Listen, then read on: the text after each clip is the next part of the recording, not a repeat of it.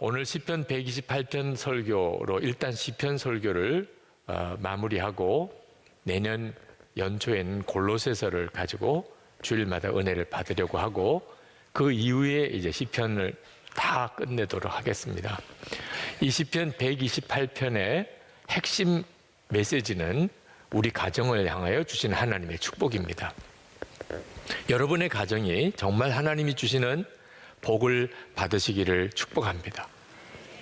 하나님은 여러분의 가정을 중요하게 생각합니다. 그래서 여러분의 가정에 복을 주시겠다고 하는 거죠. 근데 여러분들도 여러분의 가정을 중요하게 여겨야 합니다. 하나님이 복을 주시는 것만 생각하면 안 됩니다. 여러분 스스로가 가정이 중요하다고 생각하지 않으면 하나님도 어떻게 복을 주실 수가 없습니다. 안타깝게도 가정이 중요한 건 다 알지만 실제로 가정의 행복을 위해서 대부분 살지 않습니다. 너무 바쁘다고 직장과 일터 때문에 공부 때문에 여러 가지 사회적인 일들 때문에 오히려 가정을 다 내팽개쳐 버리는 이들도 많습니다. 결국은 피눈물 나는 고통을 겪습니다. 가정의 어려움 때문에. 가정이 행복하면 어지간한 어려움 다 이겨냅니다. 그런데 가정이 무너지면 아무리 돈을 많이 벌었고 세상에서 성공했어도 그 인생은 무너져 버립니다. 그러니까 가정의 행복, 가정의 복은 너무너무 중요한 것입니다. 도대체 어떤 게 가정의 복인가? 시편 128편 2절부터 6절까지의 4가지 복을 이야기하십니다. 2절에 보면은 수고한 대로 먹는 복을 말씀하셨어요. 일터와 직장의 복을 주신다는 거죠. 두 번째 3절에서는 부부 사이에, 부모와 자녀 사이에 아주 화목하고 사랑이 넘치는 것을 말씀하셨고, 그리고 5절에 보면 하나님의 은혜가 예배드리고 말씀을 통하여 주시는 하나님의 은혜가 가정에 충만한 것을 말씀하셨고, 6절에 보면은 오래오래 살면서 손자 손녀까지 보면서 장수하는 복을 말씀하셨습니다. 자, 여러분의 가정에 이 4가지 복이 다 있는지를 한번 살펴보는 것도 중요하죠. 우리 가정은 정말 복이 있나 하는. 근데 이 시편 128편의 중요한 핵심은, 메시지의 핵심은 이런 복을 도대체 누가 받을 수 있느냐 하는 것입니다. 이런 가정의 복을 받을 자가 도대체 누구냐 하는. 그러면서 1절과 4절에서 하나님을 경외하고 하나님의 말씀대로 사는 사람이라고 말씀합니다. 1절에 주님을 경외하며 주님의 명에 따라 사는 사람은 그 어느 누구나 복을 받는다. 4절에 주님을 경외하는 사람은 이와 같이 복을 받는다. 열심히 가정의 행복을 위해서 사는 거 중요하지만 가정의 행복은 열심히 가정을 위해서 산다고 주어지는 게 아니고, 잘 살아보자고 싸우기까지 하는 가정도 있지만 그런다고 가정이 행복해지는 거 아니고, 우리 가정이 행복해지려면 하나님과의 관계가 바로 되어야 된다는 것입니다. 미국 달라스 제1침례교회 담임 목사였던 A.W. 크리스웰 목사님이 한 번은 그 텍사스에 있는 어느 농부집을 찾아갔던 적이 있었습니다. 함께 식사를 하면서 그 농부가 그런 이야기를 하더래요. 목사님, 여기 주변 일대에 이웃들이 많았습니다. 다들 큰 농장들을 가지고 있었습니다. 그런데 어느 날 어느 집에 석유가 솟아났습니다. 그래서 집집마다 다 석유시구를 했는데 석유들이 터져 나와서 그들이 엄청난 돈을 받고 땅을 팔고 그리고 도시로 다 이사를 갔습니다. 그런데 그 석유가 우리 집 바로 앞에서 끝났습니다. 우리 집만, 우리 집이 있는 농장만 석유가 안 나오는 겁니다. 그래서 40년 동안 우리는 여기서 그냥 농사만 짓고 살았습니다. 그때는 왜 우리만 이렇게 불행한가 하고 한탄했습니다. 그런데 돈을 엄청나게 많이 가지고 도시로 떠났던 우리 이웃들은 하나같이 다 이혼하고 자녀들이 타락하고 다 망가졌습니다. 우리 가정만, 여기서 농사 짓고 살았던 우리 가정만 부부가 믿음 안에 서고 자녀들이 다 견고하게 성실하게 살고 그리고 정말 행복한 가정을 이루고 살고 있습니다. 여러분, 돈 하면 안 됩니다. 여러분의 가정에서 돈 하는 것은 하나님이 여러분의 가정의 왕이라고 하는 사실을 부인하는 것입니다. 그들에게 있어서 하나님은 돈이죠. 돈 문제 때문에 싸우고 그것 때문에 갈등하는 일을 이제 그쳐야 합니다. 가장 큰 복이 뭐냐? 일한 만큼 벌어 먹을 수 있다는 거예요. 여러분, 에덴 동산에 하나님이 아담과 하와를 거기 살게 하셨는데 성경을 안 읽는 사람들은 에덴 동산에서 아담과 하와가 일 안 하고 놀면서 마음껏 먹고 살았을 거라고 상상합니다. 성경 안 읽은 사람들이에요. 실제로는 그렇지 않습니다. 창세기 2장 15절에 보면 여호와 하나님이 그 사람을 이끌어 에덴 동산에 두어 그것을 경작하며 지키게 하시고, 아담과 하와는 에덴 동산에서 농사 지었습니다. 하나님이 에덴 동산을 만드시고 사람을 그곳에 두시고 그리고 농사 지어 먹고 살게 한 거예요. 그러니까 일하는 것은 얼마나 큰 복인지 모릅니다. 자녀들에게 큰 재산 물려주어서 일 안 하고 편안하게 살게 하겠다고 자녀들 망치는 일입니다. 일하고 수고한 만큼 먹을 수 있는 게 얼마나 복인가. 실제로 내가 수고했는데 내가 그 대가를 얻지 못하는 경우가 얼마나 많습니까? 하나님이 은혜를 주셔야 내가 수고하고 일한 대로 내가 먹고 살 수 있습니다. 그 점을 명확하게 해야 합니다. 생각을 하나 해도 하나님이 생각하시는 것을 내가 받아야 합니다. 하나님께서 가정의 왕이 되셔야 가족들이 화목하게 살 수 있습니다. 왜 우리가 행복하게 살자고 그렇게 결혼도 하고 자녀도 낳고 사는데 그렇게 계속 싸우지요? 도대체 왜 싸웁니까? 누가 잘했냐 잘못했냐 따지느라고 싸우는 거죠. 그렇죠? 내 생각에 옳은 대로 그렇게 말하고 행동하니까 부부가 싸우고 부모와 자녀가 싸우는 거예요. 결국은 누가 잘했냐는 거예요. 누가 옳으니 하는 거죠. 이건 가정 망치는 아주 첩경입니다. 여러분이 정말 행복한 가정을 원하신다면 옳고 그름에 대한 판단은 정말 주님께 맡겨야 됩니다. 재판장은 예수님이십니다. 그럼 우리는 뭐 하지요? 주님이 하라는 대로 하는 거예요. 자, 주님이 하라는 대로 여러분 했더니 어떻게 됐습니까? 주님 뭐라고 말씀하십니까? 부부싸움을 하고 주님 어떻게 할까요? 열심히 싸워라. 끝까지 싸워라. 굳세어라 금수나 뭐 이렇게 응원하시는 거 들어본 적 있습니까? 주님이 뭐라고 그러셨어요? 용서해라. 내가 먼저 잘못했다 그래라. 내가 먼저 손 내밀어라. 우리 주님이 왕이신 가정은 용서와 용서의 삶을 살아요. 그게 가정이에요. 우리의 가정이 정말 복이 있는 비밀은 용서와 은혜에 있는 것입니다.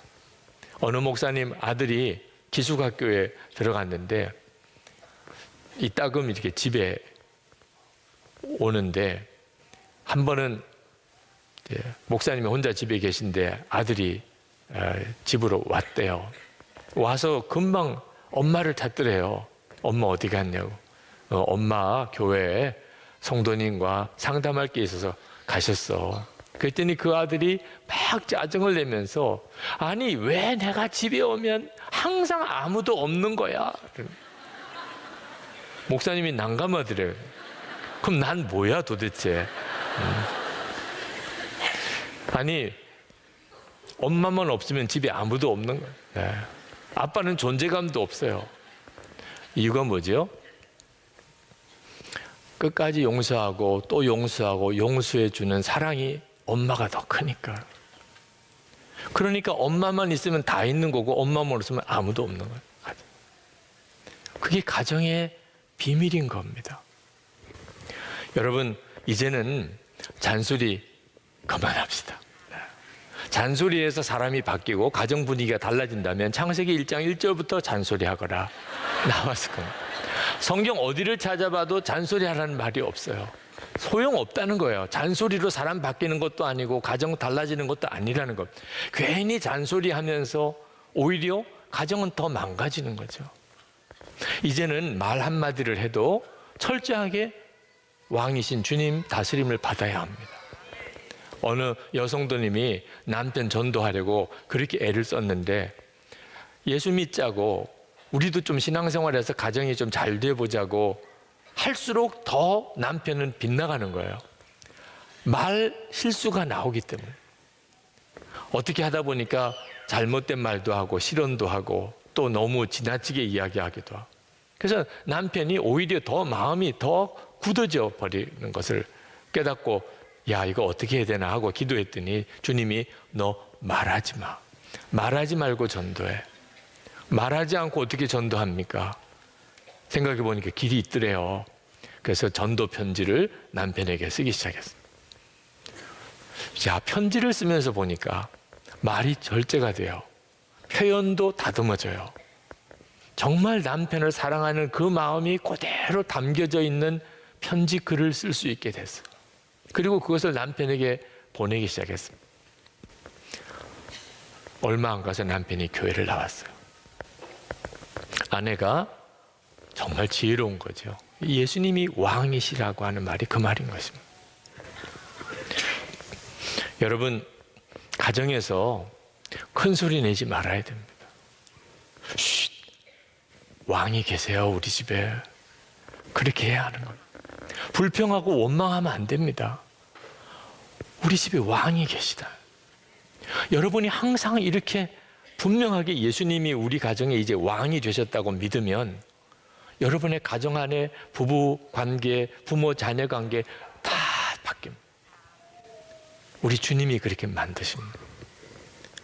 예수님이 왕이 되실 때 가정에 은혜가 넘칩니다. 5절 말씀에 주님께서 시온에서 너에게 복을 내주시기를 빈다. 평생토록 너는 예루살렘이 받은 은총을 보면서 살게 될 것이다. 여기 시온과 예루살렘은 하나님의 성전을 말하는 것입니다. 하나님의 은혜가 하나님의 성전을 통하여 그들에게 부어지게 될 것이다. 우리 가정이 행복하는 중요한 원인 중에 하나가 은혜가 부족함이 없이 부어지는 것.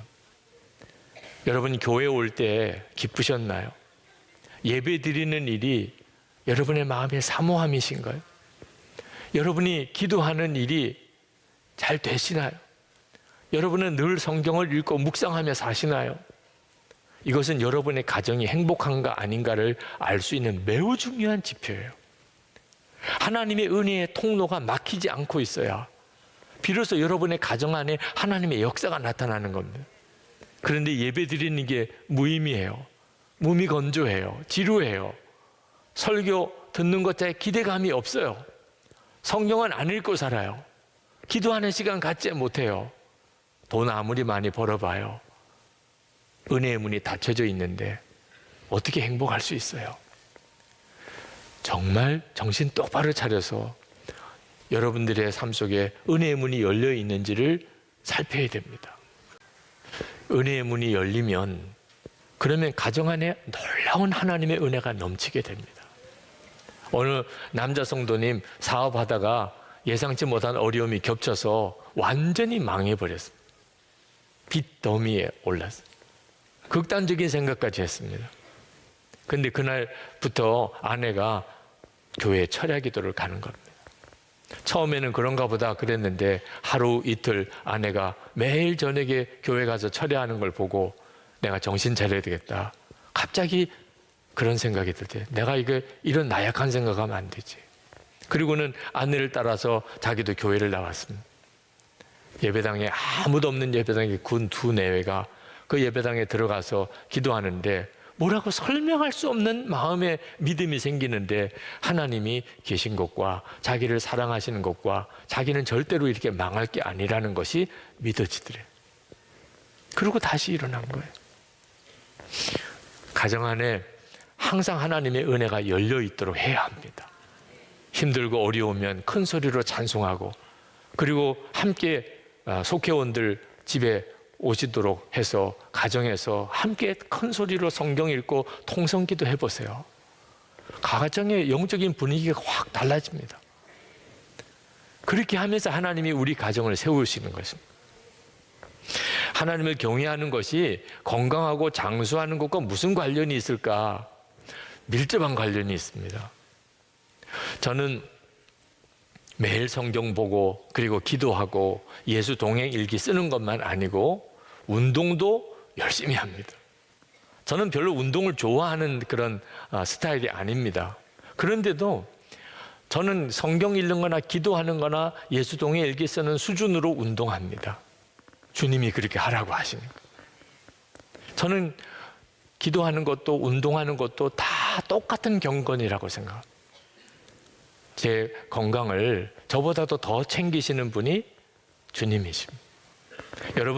여러분이 여러분을 더 챙길 것 같아요? 여러분 가족들이 여러분을 더 챙길 것 같아요? 참 사람이 이상합니다. 자기는 자기 자신에 대해서 너무나 무책임합니다. 그런데 가족들은 이렇게 해야 돼요, 저렇게 하세요, 그렇게 잔소리를 많이 하는 이유가 관심 있고 사랑하기 때문에 그렇잖아요. 먹는 거 보면 이 사람이 진짜 예수님이 왕이신 사람인지 아닌지 알 수 있어요. 먹고 싶으면 못 말리는 사람이 있어요. 주님도 못 말리는 사람. 주님은 분명히 어떤 것을 먹으라고도 하시고 먹지 말라고도 하십니다. 우리를 사랑하십니까? 그러니까 하나님을 경외하고 그리고 하나님의 말씀대로 살고 예수님이 정말 왕이신 것이 분명한 사람은 장수하게 돼 있어요. 건강하게 살게 돼 있습니다. 물론 오늘 이 본문의 말씀에 이 장수의 의미는 전쟁이 없는 평화를 이야기합니다. 이스라엘의 평화가 있기를. 그때 당시에는 전쟁을 하면 수많은 사람들이 죽었습니다. 그래서 사람들이 손주를 볼 수가 없는 거예요. 일찍 죽으니까. 전쟁이 계속되면 그럴 수밖에 없잖아요. 그런데 하나님이 이스라엘에 평화를 주시면 그러면 이제는 손주를 볼 수 있다는 거예요. 하나님이 하셔야 한다는 거죠. 그러므로 여러분 마음이 결단해야 합니다. 내가 정말 행복한 가정 그렇게 살고 싶은데 예수님을 나의 왕으로 내가 분명하게 섬기고 살아야 되겠다. 그동안에 나에게 부족했던 것은 예수님의 왕되심이었구나. 그래서 여호수아가 그렇게 간곡하게 이스라엘 백성들에게 외친 겁니다. 여호수아 24장 15절에 너희가 섬길 자를 오늘 택하라. 오직 나와 내 집은 여호와를 섬기겠노라.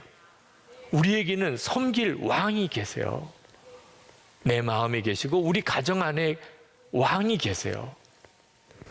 여러분이 이 점을 분명히 해야 합니다. 그런데 예수님을 왕으로 모시는 것에 중요한 점은 예수님을 인격적으로 만나야 한다는 것입니다. 예수님이 왕이시고 하나님의 말씀대로 살아야 돼. 이것을 머리로만 생각하고 의지적으로만 결단하면 무서운 율법주의자가 되어버리고 맙니다. 생각은 다르지요. 하나님이 왕이시고 하나님 말씀대로 살아야 되고 우리가 하나님을 경외해야 된다. 그런데 그것은 내 의지와 노력으로 하려고 그러면 가정 분위기가 굉장히 무거워집니다. 그래서 회초리 들고 가정 예배 드리는 가정이 나오는 거예요. 왜? 자세 똑바로 하고 예배 드려. 너 얼굴 표정이 그게 뭐야? 하나님이 받으시겠어? 얼굴 펴! 웃어! 이게 말이 되는 일이 아니죠. 너 오늘 성경 읽었어? 성경 안 읽었으면 밥 먹지 마. 밥 먹을 자격도 없어. 제 어릴 때 그런 분위기에서 자랐어. 그게 예수를 잘 믿는 거고 자녀 교육 잘 시키는 건 줄 생각해요. 결과는 뭐죠? 어른 돼서 다 교회 떠나버렸어. 예수 믿는 게 기쁜지 모르는 거예요. 예수 믿는 거는 너무 답답하고 너무 무섭고 너무 억눌리는 거죠. 하나님을 경외하고 하나님의 말씀대로 산다는 것을 이런 형태로 살라는 거 아니에요. 우리가 주님을 인격적으로 알고 정말 주님을 만나고 나면 완전히 다른 분위기가 되어버리고 맙니다. 하나님의 말씀에 순종하는 게 기쁨이에요. 예수님이 나의 왕 되시는 것이 내 마음에 너무나 감사해요. 감격스러워요. 그래서 쉬운 거예요. 예수님이 왕 되시는 건 내가 소원하는 거예요. 그냥 저절로 되는 것처럼 그렇게 기쁜 거예요. 기쁨과 감사와 사랑이 그 속에서 배어 나오는 거죠. 예수님이 왕 되신 사람입니다.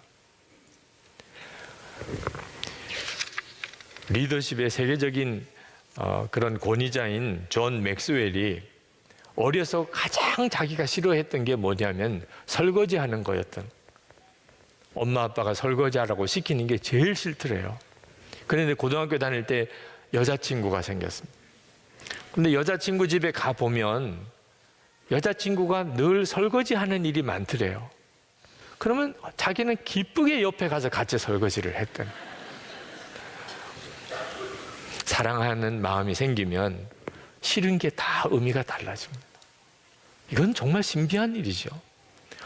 예수님이 우리의 왕이시라고 하는 것의 핵심은 사실은 예수님을 인격적으로 친밀히 아는 것에서부터 오는 것입니다. 그러면 주님이 하라고 하는 것은 다 기뻐요. 정말 기쁨으로 해요. 그러니 그 가정이 정말 행복한 거죠. 24시간 주님을 바라보시라 매일 일기까지 쓰면서 그렇게 주님과 동행하시라고 권해드리는 이유입니다. 제가 참 좋아했던 선배 목사님 중에 한 분이 50대 젊은 나이에 세상을 떠나신 분이 계십니다. 그분이 마지막 글을 남기신 것을 읽으면서 많은 생각을 했습니다. 그분이 이제 하나님 앞에 가시기 얼마 전에 갈라디아서 5장 22절 말씀으로 자신의 인생을 돌아보셨어요. 성령의 9가지 열매입니다. 나는 사랑의 열매를 맺었나? 자신이 없더래요. 나는 기쁨의 열매가 있나? 그것도 자신이 없더래요. 나는 정말 화목하게 살았나? 그러고 보니까 만나야 될 사람이 있더래요. 몸이 매우 위중한 상태라 병원에 계시는 때 사람들을 보내서 한 분 한 분 찾아와 달라고 부탁을 드리고, 그리고 찾아오면 용서해 주세요. 나를 용서해 주세요. 그렇게 교인들과 주변에 있는 목회자들과 화해하는 일을 하셨어요.